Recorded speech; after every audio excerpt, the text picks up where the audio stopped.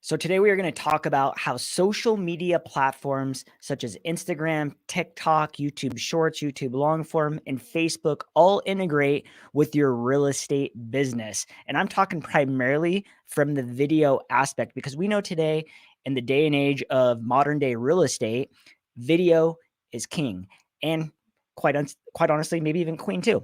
But a lot of people are out there telling real estate agents that they need to do shorter videos, that they need to do videos about the escrow process and, buyer market updates and things like that.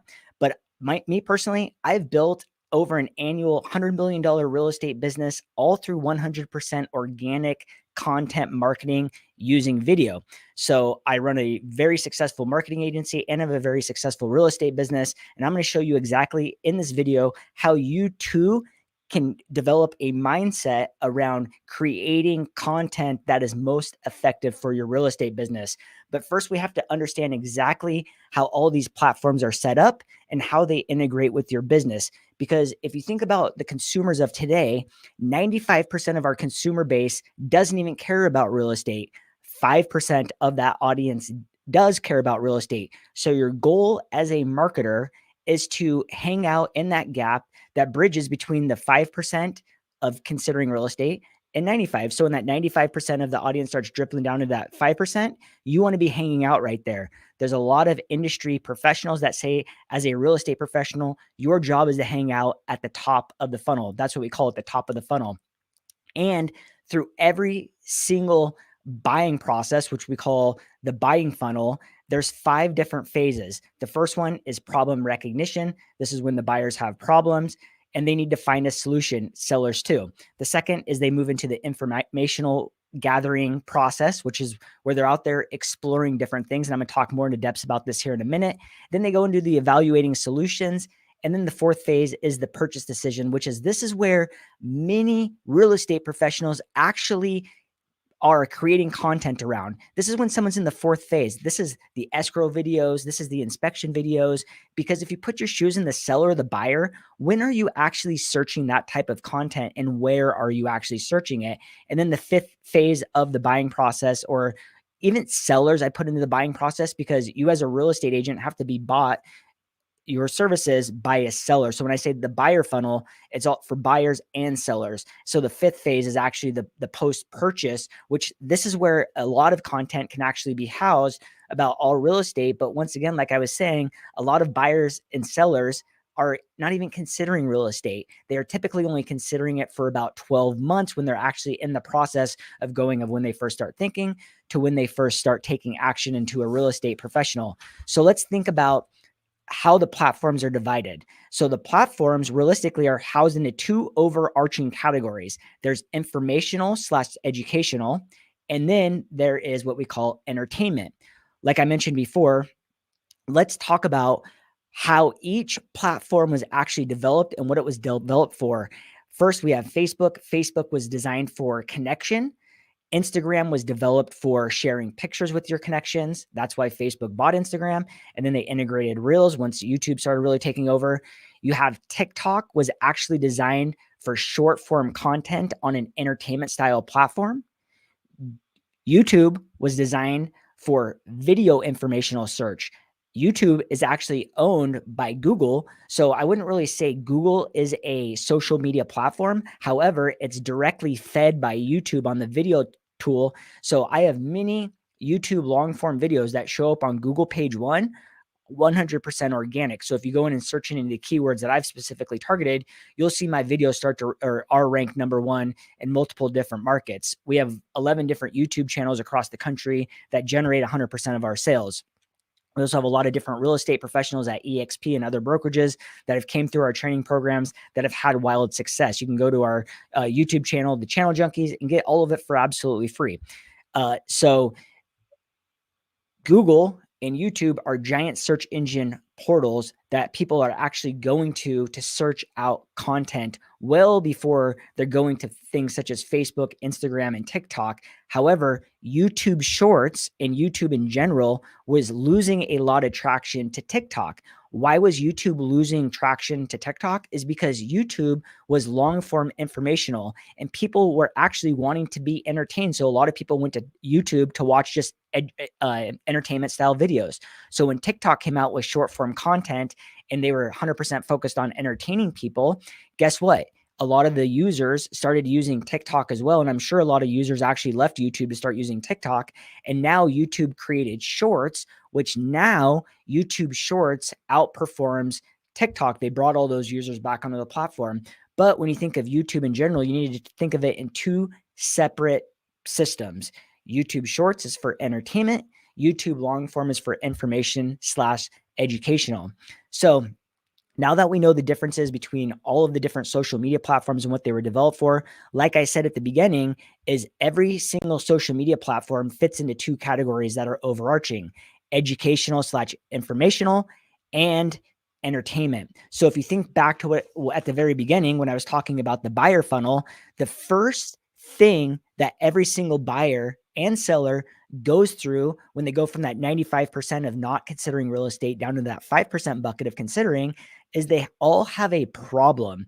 They all have a problem that they need solved. Maybe it's a family or a husband and wife that are now having their first baby. Maybe it's a family that has kids and the kids have all moved out, so they need to downsize. But whatever it is, they all have a problem that they need solved. They maybe need a bigger house. They maybe need a smaller house. Maybe they don't like the neighborhood that they live in and they want to move across town. But if you put yourselves in the position of the buyer and the seller, what platform are you actually going to start doing your research? If you put yourself in the position of the buyer and seller, this is way before you're getting to Facebook leads, Zillow leads, or any sort of like Google pay-per-click ad. The reason is because nobody that is at the top of the funnel cares about 3-bedroom, 2-bath homes in the city that you live in at that point in time. The reason that social media and Zillow leads have such a low conversion is because you're getting the buyer when they're all the way down at that fourth bucket, which is the purchase phase of their,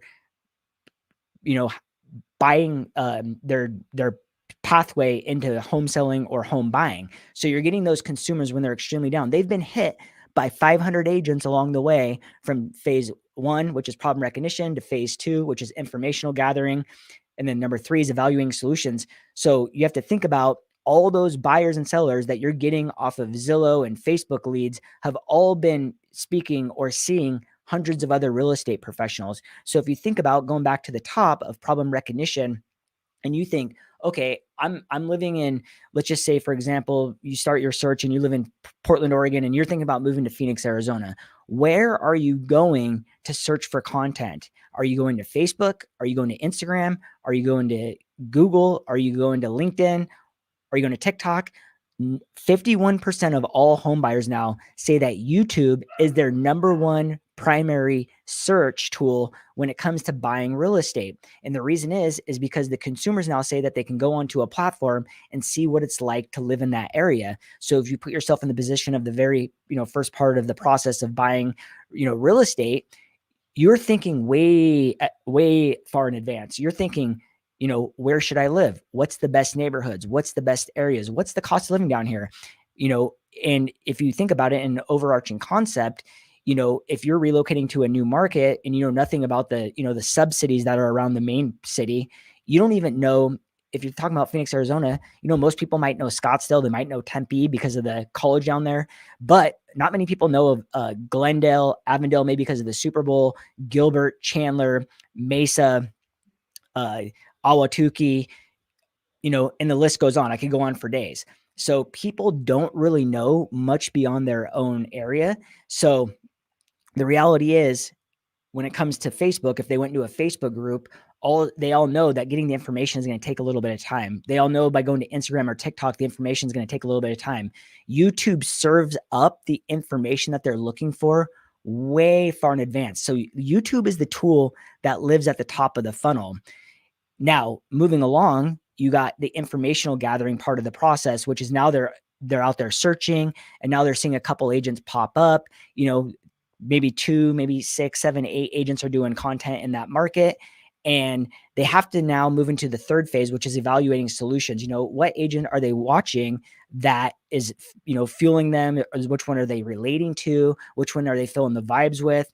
And then they decide to pick up the phone, And when it comes to making that purchase, when they move into the purchase phase, which is the fourth bucket on the buying funnel, is now this is when they typically see all these other agents out there on different social media platforms talking about all the stuff they're now integrated with.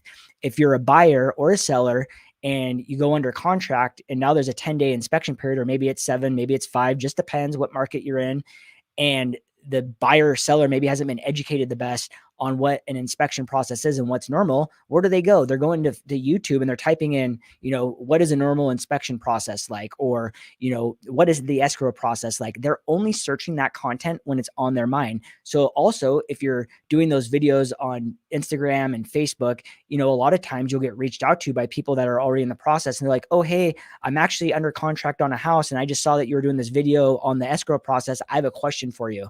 I wouldn't tell you how many times I've done videos like that. And I get people reaching out to me all the time, asking me for advice to help them through their process. And a lot of times it comes down to condo stuff, looking at HOA docs. And I just say, unfortunately, you're working with another agent. That's your fiduciary. You need to speak with them directly. So the fifth part of this whole entire buyer funnel, which this is where a lot of that social media content can come into place, is the post-purchase, which is what we call like the loyalty phase. And 89% of our consumers say that they would use a real estate agent again, yet only 12% do. When surveyed, and this is according to NAR.com, when surveyed, 87% of agents say that they have no post-closing system set up.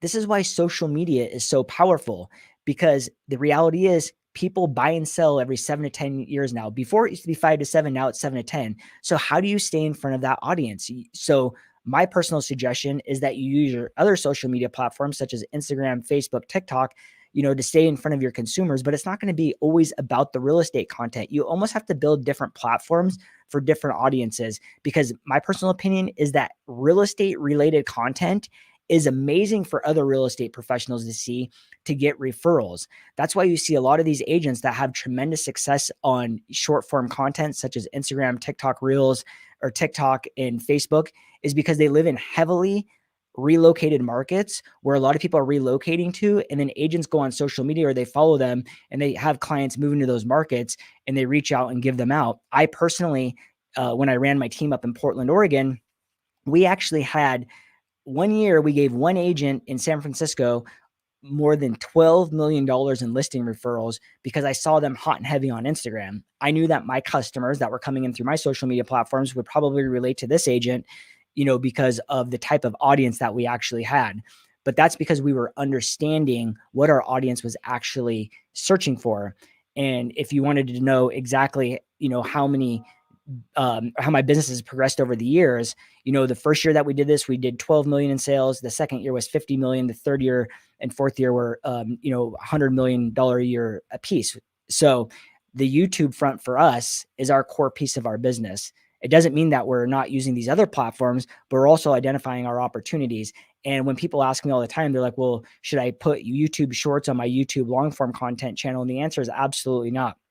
It's two completely different audiences. YouTube has even came out and said that if the consumer discovers you through YouTube shorts, they will never be fed your YouTube long form. So YouTube suggested and YouTube browse and YouTube search are three of the most powerful algorithm tools inside of YouTube. So if a consumer is not seeing your content, they're just not going to see it. So it's really two different audiences that should be served up two different types of content.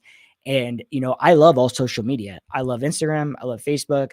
I love YouTube. I love YouTube Shorts. I think it all serves a purpose, but you cannot take the same video that you make for one platform and share it on every other platform. They all have very different meanings, and you need to approach it as such, because the person that goes and discovers Jesse on YouTube wants, when they go to TikTok to see Jesse, they want to see the TikTok version. Then they want to go to LinkedIn and see the LinkedIn version. Then they want to go to Instagram and see the LinkedIn version. Then they want to go to Facebook and see the Facebook version. But if they go to every single platform and see the same version of me, I'm going to be lost on them. So at the end of the day, you need to focus in on a social media strategy that works the best for you and your business, and quite honestly, you have to understand what you want, because a lot of people are served up views and subscribers. Our personal motto is we sell homes, not views and subscribers. And we really focus on the niches of what our consumers want. Because if you're buying views and subscribers out there, they're typically not coming from your market. So those platforms then start serving up your content into all these other markets, and it really taints the algorithm. So my suggestion is build it organically, build it for the audience that you want to see. And I really hope that you can build a very successful, robust social media platform that works for you and your business that will give you long-term sustainable results.